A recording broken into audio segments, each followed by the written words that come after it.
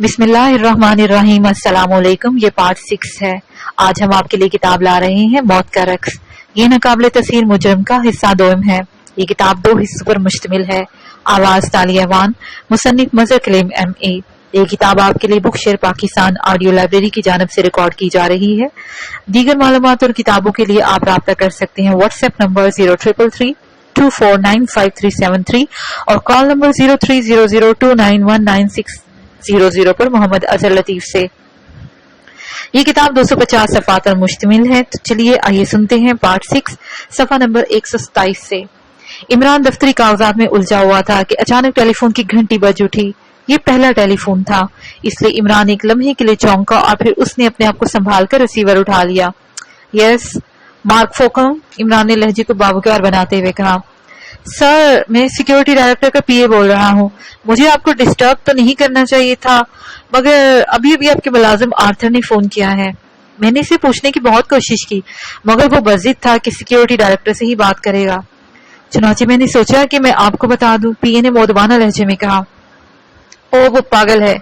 उसे यूं ही टेलीफोन करने और अहम शख्सियतों से बात करने का शौक है।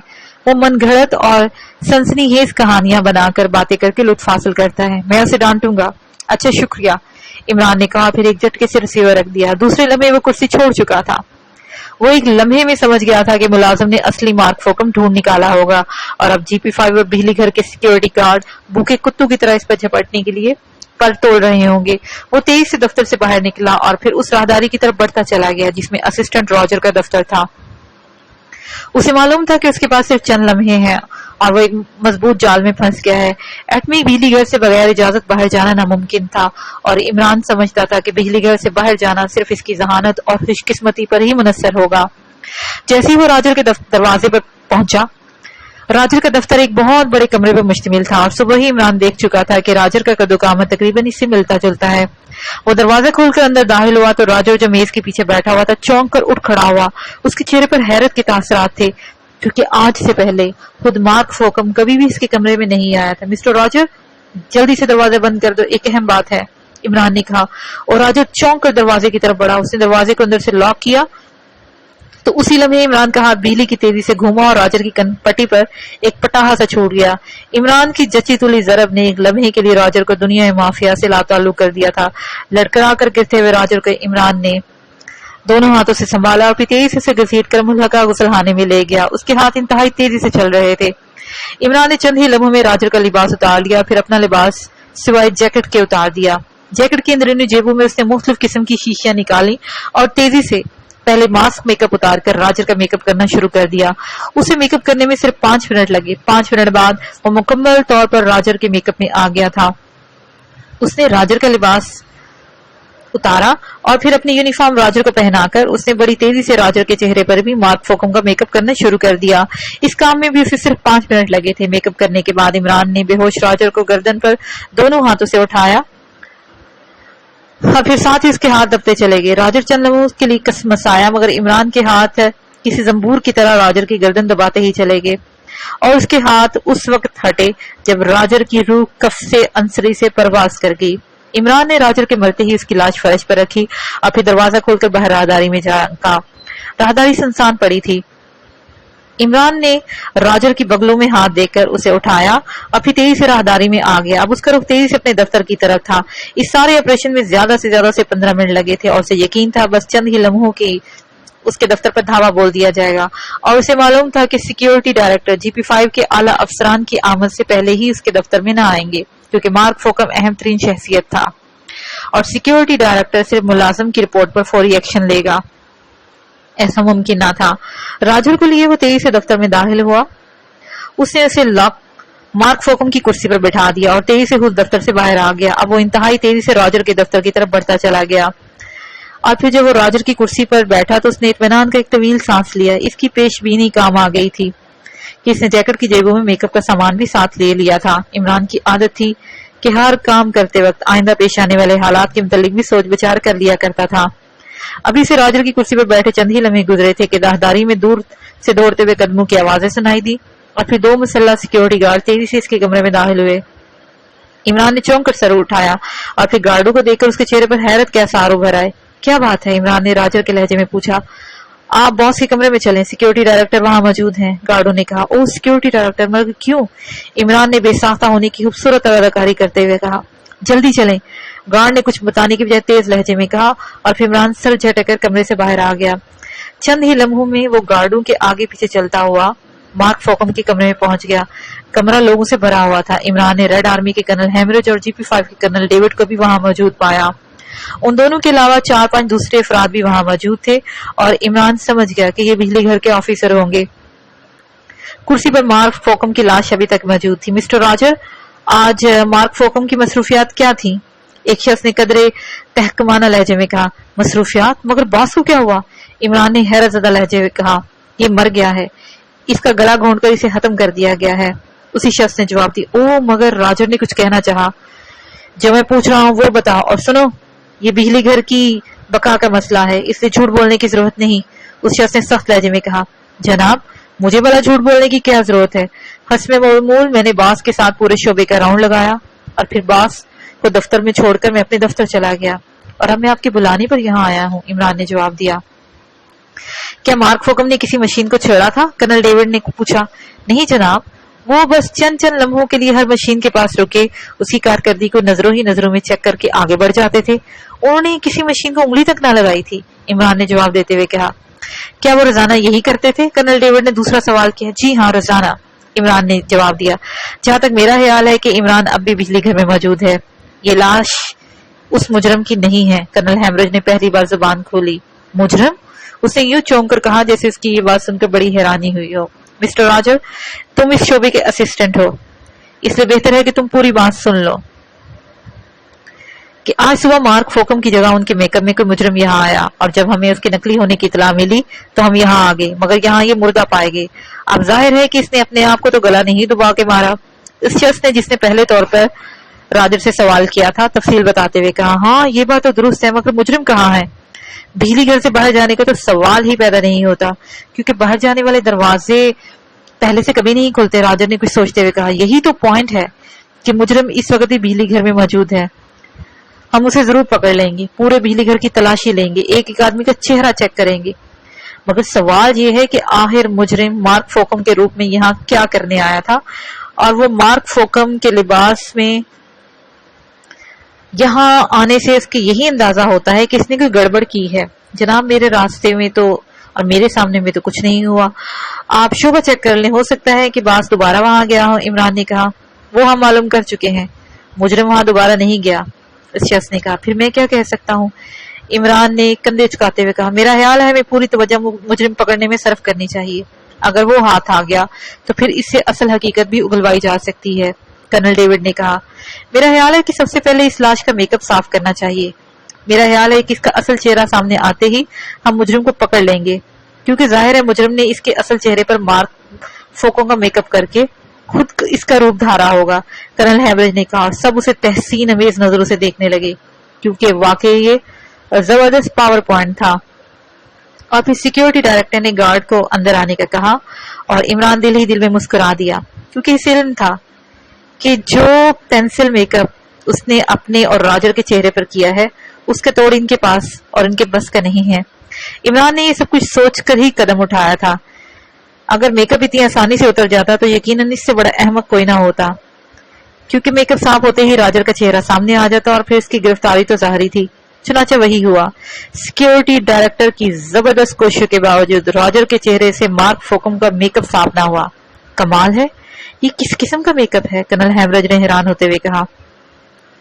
میرا خیال ہے کہ ہم اسے ہیڈ کوارٹر لے جائیں، وہاں کے ماہرین اس خاص میک اپ کو صاف کر سکیں گے۔ کرنل ڈیوڈ نے جواب دیا۔ مگر جناب، چھٹی ہونے کا وقت قریب ہے اور ہم پورے بجلی گھر کو زیادہ دیر تک نہیں روک سکتے، سیکیورٹی ڈائریکٹر نے کہا۔ کتنا وقت رہتا ہے؟ کرنل ڈیوڈ نے پوچھا۔ صرف آدھا گھنٹہ باقی ہے، اس کے بعد دوسری شفٹ کام کرنے آ جائے گی، سیکیورٹی ڈائریکٹر نے کہا۔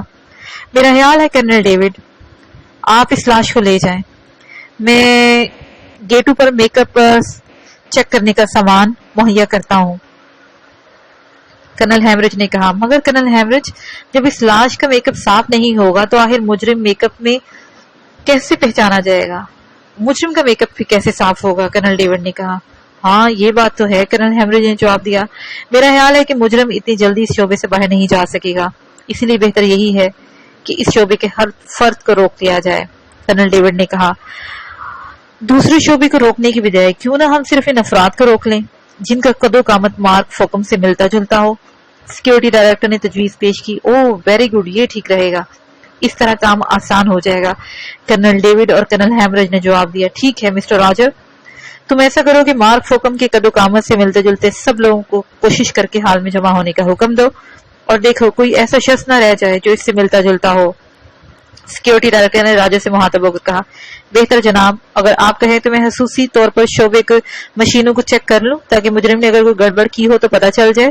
عمران نے بڑے ہی سادہ لہجے میں کہا، ہاں یہ ٹھیک ہے، مگر تمام کام انتہائی ہوشیاری سے ہونا چاہیے۔ سیکیورٹی ڈائریکٹر نے کہا اور تیزی سے مڑ کر دروازے سے باہر نکل گیا۔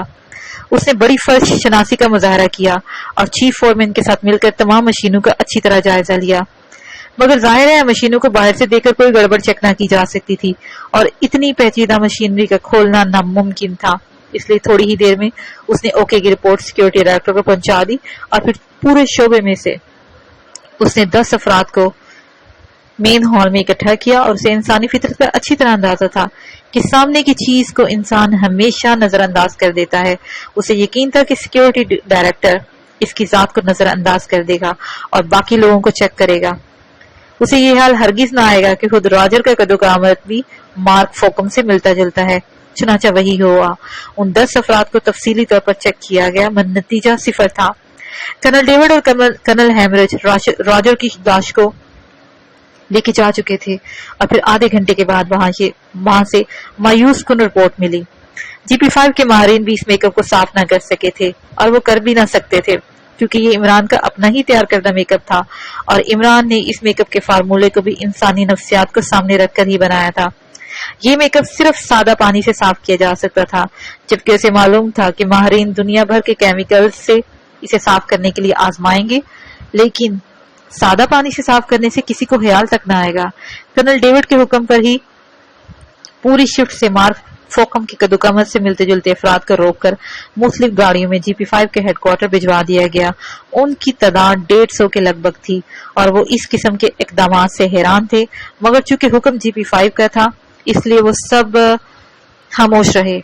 ان افراد کے جانے کے بعد باقی شفٹ کو جانے کی اجازت دے دی گئی اور اس طرح عمران کو بھی چھٹی مل گئی۔ وہ راجر کے میک اپ میں بڑے ہی اطمینان سے بجلی گھر سے باہر آ گیا جہاں اس کی محسوس کار اور ڈرائیور اس کا منتظر تھا، جو کہ عمران اسے نہ پہچانتا تھا، مگر کار کی نمبر پلیٹ پر اس کا نام لکھا ہوا تھا، اس لیے وہ بڑے ہی اطمینان سے کار میں بیٹھ گیا اور ڈرائیور نے کار آگے بڑھا دی۔ مین مارکیٹ میں مجھے چھوڑ کر تم کوٹھی چلے جانا، میں نے ایک آدمی سے ملنا ہے، عمران نے ڈرائیور سے کہا اور ڈرائیور نے اپنا سر ہلا دیا۔ تھوڑی دیر کے بعد عمران مین مارکیٹ میں کار سے اترا اور جب ڈرائیور گاڑی لے کے آگے چلا گیا تو وہ ایک ریسٹورینٹ کی طرف بڑھ گیا۔ ریسٹورینٹ کے برآمدے میں پرائیویٹ ٹوائلٹ میں گھس کر اس نے بڑے ہی اطمینان سے پانی سے اپنے بالوں کا رنگ صاف کیا، پھر تولیے سے اپنا منہ پونچھ کر باہر نکلا اور پھر وہ ایک بار پھر ریڈی میڈ ملبوسات کے سٹور میں گھس گیا۔ وہاں اس نے ایک عام سا سوٹ لیا اور پھر واپس اس سٹور کے ٹرائی روم میں چلا گیا۔ راجر کے کوٹ میں موجود رقم اس کے کام آ رہی تھی۔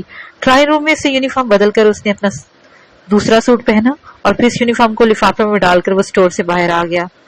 تھوڑی دور جا کر اس نے لفافے کو ایک بہت بڑے کوڑے کے ڈرم میں اچھال دیا۔ چند لمحوں کے بعد وہ اطمینان سے ایک ٹیکسی میں سوار ہو کر اپنے اڈے کی طرف جا رہا تھا۔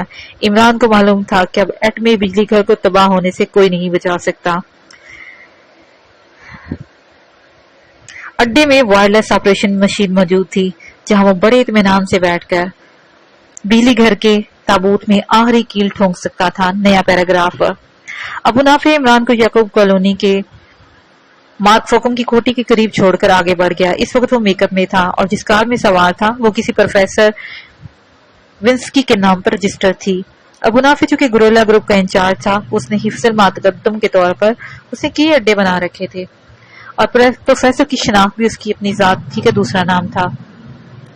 پروفیسر کی کوٹھی میں اس وقت ملازم موجود تھے۔ ابو نافع کبھی کبھی وہ اس میک اپ میں اس کوٹھی میں چند دن ضرور گزارتا تھا۔ ملازموں کو یہی معلوم تھا کہ یہ پروفیسر ونسکی جڑی بوٹیوں کا ماہر ہے اور نادر اور نایاب جڑی بوٹیوں کی تلاش میں اکثر گھر سے باہر رہتا ہے۔ کار بھی پروفیسر ونسکی کے نام پر رجسٹر تھی، اس لیے وہ پروفیسر ونسکی کی شخصیت سے مطمئن تھے۔ اس جگہ کا پتہ چلایا جا چکا تھا۔ जहां उस लेबोरेटरी की गजा के लिए पेटियां तैयार की जाती थी, और पायलट का भी पता उसे निकाल डाला था।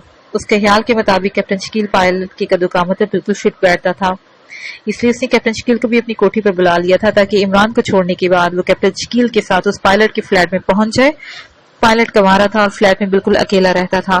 कोठी में पहुंचकर जब वो कार से उतरा तो मुलाजिम ने उसे कैप्टन शकील की आमद के मुतालिक बता दिया। अबू नाफी सर हिलाता हुआ आगे बढ़ गया। फिर थोड़ी देर के बाद वो ड्राइंग रूम में मौजूद था।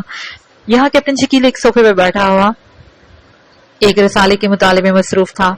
आओ कैप्टन शकील, क्या तुम पूरी तरह तैयार हो? अबू नाफी ने कहा।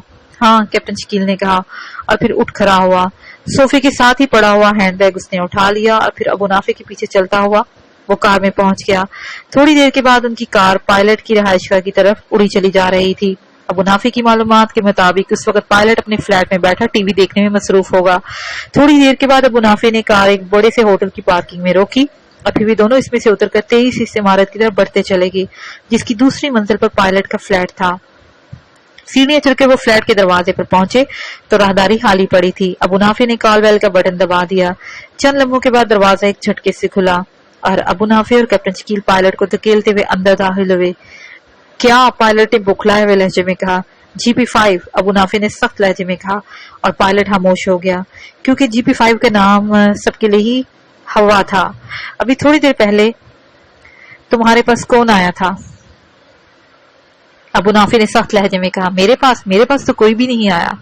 मैं यहाँ अकेला रहता हूँ। हाल ही में मुझे स्पेशल ड्यूटी पर तैनात किया गया है, पायलट ने बुखलाए हुए लहजे में कहा। सुनो मिस्टर कैगन, हमें मालूम है कि तुम हेलीकॉप्टर पर गजा की पेटियां सरकारी नर्सरी पर फेंकते हो। यही तुम्हारी स्पेशल ड्यूटी है, ठीक है? अबू नाफी ने कहा। हाँ ठीक है, मगर पायलट ने एहतजाज करते हुए कहा, हमें इतला मिली है कि तुम्हारा ताल्लुक किसी गरीला ग्रुप से है। हम यही बात चेक करने के लिए आए हैं और हम जानते हैं कि इस वक्त तुम्हारी जिंदगी और मौत का इन्हिसार हमारी रिपोर्ट पर है। अबू नाफी ने बड़े ही सख्त लहजे में कहा। बिल्कुल गलत, मेरा किसी गोरीला ग्रुप से कोई ताल्लुक नहीं, मेरा रिकॉर्ड बिल्कुल साफ है, पायलट ने घबराए हुए लहजे में जवाब दिया। तुम अपने मामूलात की तफसीलात बताओ, हम ये अंदाजा करेंगे कि तुम्हारा किसी ग्रुप से राब्ता है कि नहीं है, और अगर राब्ता है तो वो तुमसे कहाँ मिलता है? जाहिर है इस फ्लैट में तो नहीं आता वो, क्योंकि इस फ्लैट में बाकायदा निगरानी होती है और तुम्हारा टेलीफोन भी टैप किया जाता है। अबू नाफी ने कहा। ओ, मुझे नहीं मालूम था कि ऐसा होता है। बहरहाल जैसे कि तुम्हें मालूम होगा, मैं गजा की एक खेप सुबह 10 बजे फेंकता हूँ और दूसरी खेप शाम 7 बजे। उसके बाद मैं इसी फ्लैट में रहता हूँ और कहीं नहीं जाता। दोनों औकात में सरकारी कार मुझे लेने आती है और मैं हवाई अड्डे से हेलीकॉप्टर लेकर सेंट्रल फूड डिपार्टमेंट के लॉन में जाता हूँ। यहाँ से गजा की 5 पेटियां जाल में बांधकर उन्हें फिर नर्सरी में पहनकर वापस हवाई अड्डे पहुंच जाता हूँ। वहां से सरकारी कार मुझे फ्लैट पर छोड़ जाती है और बस, पायलट कैगन ने तफसील बताते हुए कहा। इस दौरान कोड क्या इस्तेमाल होता है? अबू नाफी ने पूछा। कोड? कैसा कोड? कोई कोड नहीं है, पायलट ने चौंक कर जवाब दिया। ठीक है, हम मुतमईन हैं, अबू नाफी ने कहा, और पायलट का तना हुआ जिस्म ढीला पड़ गया। मगर दूसरे ही लम्हे अबू नाफी के हाथ में रिवॉल्वर चमक रहा था और फिर इससे पहले कि पायलट संभलता, रिवॉल्वर ने एक शोला सा लपका और गोली ठीक पायलट के दिल में पेवस्त हो गई। कैप्टन शकील ने बड़ी ही फुर्ती से गिरते हुए पायलट को संभाला और उसे घसीट कर गुसलखाने में ले गया। पायलट खत्म हो चुका था। कैप्टन शकील ने फुर्ती से बैग खोला और उसमें मेकअप का सामान निकाला, जबकि अबू नाफी फ्लैट से बाहर आ गया ताकि इस दौरान कोई आ जाए तो वो उसे रोक सके। तकरीबन आधे घंटे के बाद कैप्टन शकील जब बाहर आया तो वो मुकम्मल तौर पर पायलट के हुलिये में था। अबू नाफी ने उसके चेहरे पर इंतहाई तहसीन के आसार नमाया हो गए। कैसा रहा? कैप्टन शकील ने पायलट के लहजे में कहा। बिल्कुल ठीक, लहजा भी पायलट जैसा था। वाकई तुम लोग बेपनाह सलाहियतों के मालिक हो, अबू नाफी ने तहसीन अमीज लहजे में जवाब दिया। तुम भी बेहद ज़हीन हो अबू नाफी, जिस तरह तुमने पायलट से तफसीलात बुलवाई हैं वो काबिल दाद है, कैप्टन शकील ने जवाब दिया और अबू नाफी खुश हो गया। अब इसे ठिकाने लगा लें, कैप्टन शकील ने कहा और अबू नाफी ने सर हिला दिया। फिर वो दोनों गुसलखाने में घुस गए। कैप्टन शकील ने बैग खोलकर उसमें एक छोटी सी मगर इंतहाई तेज कुल्हाड़ी और तेजदार छुरियां निकाल ली। फिर एक छुरी कैप्टन शकील ने खुद और दूसरी नाफे ने संभाल ली और पायलट की लाश की बोटियां करने में मसरूफ हो गए। वो किसी माहिर कसाब की तरह लाश की छोटी छोटी बोटियां करने में मसरूफ थे। हड्डियां उन्होंने कुल्हाड़ी से तोड़ डाली थी और फिर आधे घंटे बाद गुसलखाने के फर्श पर इंसानी बोटियों का एक ढेर मौजूद था। कैप्टन शकील ने उठकर गुसलखाने में मौजूद गटर का ढक्कन हटाया और फिर बोटियां घसीट घसीट कर उसने गटर में डालनी शुरू कर दी। आहिस्ता आहिस्ता ढेर छोटा होता गया। फिर उसने गुसलखाने के फर्श पर पड़ा हुआ सारा खून पानी से अच्छी तरह धो दिया। दूसरे लफ्जों में पायलट गायब हो चुका था। कैप्टन शकील ने पानी का डब्बा उठाया और फर्श को अच्छे से धो दिया। थोड़ी देर के बाद फर्श बिल्कुल साफ हो चुका था। उसके बाद कैप्टन शकील ने गटर में काफी ज्यादा पानी बहाया और फिर गटर का ढक्कन दोबारा उसके मुंह पर दबा दिया। अब गुसलखाना आईने की तरह साफ हो चुका था। अच्छा, मुझे इजाजत, मैंने सेंट्रल फूड डिपार्टमेंट में भी काम करना है, अबू नाफी ने मुस्कुराते हुए कहा। ठीक है, सब काम मुकम्मल करने पर तुम मुझे फोन करोगे। सॉरी रॉन्ग नंबर कहने की बजाय प्लीज रॉन्ग नंबर कह देना, मैं समझ जाऊंगा, कैप्टन शकील ने कहा। ऐसा ही होगा, बाकी तफसीलात तो तुम्हें मालूम ही है ना, अबू नाफे ने कहा। हाँ, बाकी मुझे मालूम है, तुम फिक्र न करो, कैप्टन शकील ने कहा। उधर अबू नाफे कैप्टन शकील का बैग उठाकर फ्लैट के दरवाजे से बाहर निकल गया और कैप्टन शकील बड़े ही इत्मीनान से कुर्सी पर बैठकर टीवी देखने में मसरूफ हो गया। नया पैराग्राफ। मेरा ख्याल है कि मुजरिम अब भी कोई गड़बड़ ना कर सका था और सिर्फ उसे निकल जाने में ही आफियत समझी, वरना अब तक तो बिजली घर में होने वाली किसी न किसी गड़बड़ का इल्म हो ही जाता। कर्नल डेविड ने थकन से भरपूर लहजे में कर्नल हैमरिज से मुखातिब होकर कहा। हाँ, मालूम ऐसा ही होता है, मगर मैं हैरान हूँ कि आखिर ये मेकअप किस किस्म का है, किसी सूरत साफी होने में नहीं आता, कर्नल हैमरिज ने जवाब दिया। और इससे पहले कि कर्नल डेविड कुछ कहता, अचानक एक आदमी तेजी से कमरे में दाखिल हुआ। सर, लाश का मेकअप साफ हो गया है, उसने इंतहाई जोशीले और हिजानी लहजे में कहा। क्या कहा? मेकअप साफ हो गया? मगर कैसे? वो दोनों चौंक कर उठ खड़े हुए। बस जनाब, इत्तेफाक से ही ऐसा हो गया। वो पानी के छींटे वैसे ही लाश के चेहरे पर पड़े और मेकअप साफ होने लगा और फिर पता चला कि ये मेकअप तो सादा से साफ पानी से साफ हो जाता है, हम केमिकल्स के पीछे पड़े रहे, आने वाले ने जवाब दिया। ओह, वेरी बैड, अगर हमें उस वक्त पता चल जाता तो हम मुजरिम को बड़ी ही आसानी से पकड़ लेते, कर्नल डेविड और कर्नल हैमरिज ने कहा। फिर वो दोनों तेजी से भागते हुए कमरे से निकलकर ऑपरेशन रूम की तरफ भागने लगे। ऑपरेशन रूम में दाखिल होते ही जैसे उनकी नजरें सामने पड़ी हुई लाश के चेहरे पर पड़ी तो वो यूं ठठक कर रुक गए जैसे उनके जिस्मों से रूह परवास कर गई हो। ऑपरेशन रूम की टेबल पर मार्क फोकम के असिस्टेंट रॉजर की लाश उनकी कारकर्दगी और जहानत का मुंह चढ़ा रही थी और उनके जहनों में वो मंजर घूम गया जब रॉजर मशीनों को चेक कर रहा था और मार्क फोकम के कद्दूकामत वाले अफराद को इकट्ठा कर रहा था। उफ, कितना बड़ा डॉज दिया है मुजरिम ने, कर्नल डेविड ने हाथ मलते हुए कहा। हाँ, वाकई मुजरिम खतरनाक हद तक ज़हीन है। बहरहाल अब क्या हो सकता है, वो तो निकल गया और हम झक मारते रह गए, कर्नल हैमरिज ने झिंझलाते हुए कहा। काश ये मेकअप वही साफ हो जाता तो, कर्नल डेविड ने हसरत भरे लहजे में कहा। अरे कर्नल, वो अबू नाफे वाला काम तो हम भूल ही गए, यहाँ आते ही उस बिजली घर के चक्कर में पड़ गए। कहाँ है अबू नाफे की कमीज? कर्नल हैमरिज ने अचानक कर्नल डेविड को याद दिलाते हुए कहा। ओ, वाकई हमारे दिमाग और असाब जवाब दे गए हैं, कर्नल डेविड ने चौंकते हुए कहा। और फिर वो मुड़कर तेजी से ऑपरेशन रूम से बाहर निकला और फिर भागता हुआ बिलू रूम की तरफ बढ़ता चला गया। बिलू रूम के दरवाजे पर पहुंच के उसे ख्याल आया कि अब तक कमीज वहां पड़ी तो नहीं होगी और अगर होगी भी तो किसी स्टोर में होगी। चनाचे वो भागते भागते फिर वापस आने लगा। क्या हुआ? कर्नल हैमरिज जो इसकी पैरवी कर रहा था रुकते हुए कहा। मेरे साथ आओ, कर्नल डेविड ने कहा और फिर थोड़ी देर के बाद वो उस कमरे में पहुंच गया। उसने इंटरकॉम पर अबू नाफे की कमीज ढूंढ कर लाने का हुक्म दिया। अब कमीज के बाद प्रोग्राम क्या बनेगा? कर्नल डेविड ने पूछा। मैं अपनी रेड आर्मी और तुम अपने सारे आदमी को साथ लेकर चलो। हमें कुत्तों के साथ साथ चलना पड़ेगा क्योंकि अब हम किसी किस्म का रिस्क नहीं उठा सकते, कर्नल हैमरिज ने जवाब दिया। ठीक है, एक ट्रेनर कुत्ते को साथ ले चलते हैं जबकि हम कारों में इसकी निगरानी करेंगे, कर्नल डेविड ने इंतहाई मुतमईन लहजे में जवाब देते हुए कहा। और फिर इससे पहले कि कर्नल हैमरिज को जवाब देता कमरे का दरवाजा खुला और एक आदमी एक धारीदार कमीज उठाए अंदर दाखिल हुआ। उसने बड़े ही मौदबाना अंदाज में कमीज इनके सामने रख दी।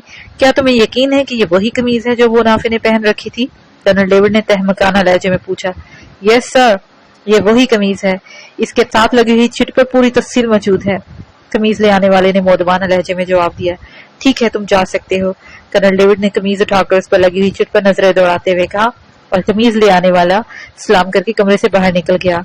कर्नल डेविड ने चिट पर लिखी हुई तमाम तफसील पढ़ी और फिर कमीज कर्नल हैमरिज की तरफ खिसकाते हुए उसे टेलीफोन का रिसीवर उठाया और नंबर डायल करने में मसरूफ हो गया। राब्ता कायम होते ही उसने कहा, हेलो नंबर 11, اس وقت ہمارے پاس سب سے زیادہ تیز اور ہوشیار جاسوس کتا کون سا ہے؟ کرنل ڈیوڈ نے پوچھا۔ سر، بونی نام کا کتا بے حد ہوشیار اور تیز ہے، دوسرے سے جواب دیا گیا۔ ٹھیک ہے، اسے ٹرینر کے ساتھ میرے پاس بھیج دو، جلدی، کرنل ڈیوڈ نے تہمکانہ لہجے میں کہا اور پھر ریسیور رکھ دیا۔ میرا خیال ہے کہ میں ریڈ آرمی کے کارکنوں کو طلب کر لوں تاکہ ہم جلد از جلد اس کام کی طرف توجہ کر سکیں، کرنل ہیمرج نے کہا اور اسے ٹیلی فون اپنی طرف کھسکا دیا۔ کرنل ڈیوڈ نے سر ہلاتے ہوئے انٹرکام کا بٹن دبا دیا اور 10 مسلح افراد اور 3 کاروں کو تیار رہنے کا حکم دینے میں مصروف ہو گیا۔ کرنل ہیمرج نے بھی 3 کاروں اور ریڈ آرمی کے کارکنوں کو ہیڈ کوارٹر طلب کر لیا۔ میرا خیال ہے کہ کام خاصا طویل ثابت ہوگا اور اس وقت نہ جانے ابو نافع کہاں ہوں، کرنل ہیمرج نے کہا۔ ہاں دیکھو، بہرحال اب ہمارے پاس یہی کلو باقی رہ جاتا ہے، کرنل ڈیوڈ نے جواب دیا۔ اور اسی لمحے دروازہ کھلا اور ایک نوجوان ہاتھ میں ایک بڑے سے کتے کی زنجیر سنبھالے کمرے میں داخل ہوا۔ نوجوان کے اندر داخل ہوتے ہی بڑے مؤدبانہ انداز میں اس نے جھک کر سلام کیا۔ تمہارا نام؟ کرنل ڈیوڈ نے سخت لہجے میں پوچھا۔ راسکو جناب، نوجوان نے مؤدبانہ لہجے میں جواب دیتے ہوئے کہا۔ دیکھو راسکو، انتہائی اہم اور انتہائی خطرناک مجرم کو تلاش کرنا ہے اور ہمارے پاس اس مجرم کی قمیص موجود ہے۔ کیا بونی یہ کام کرے گا؟ ڈیوڈ نے کہا۔ جی ہاں جناب، بونی ایسے مجرم کو کھینچ لینے کا ماہر ہے، اس لیے آپ بے فکر رہیں جناب، راسکو نے جواب دیا۔ ٹھیک ہے، اگر تمہارے کتے نے یہ کارنامہ سر انجام دیا تو یقین کرو تمہیں نقد انعام کے ساتھ ساتھ ڈپارٹمنٹ میں ترقی بھی دی جائے گی، کرنل ڈیوڈ نے کہا۔ تھینک یو سر، آپ قطعاً بے فکر رہیں، راسکو نے مسرت بڑے لہجے میں کہا۔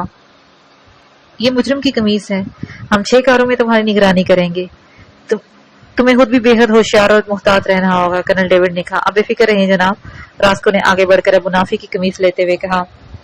اب تم پورچ میں پہنچ جاؤ، ہم وہیں پہنچ رہے ہیں، کرنل ڈیوڈ نے کہا اور راسکو کی میز اٹھاتے ہوئے کتے کو گھسیٹتا ہوا وہ کمرے سے باہر نکل گیا۔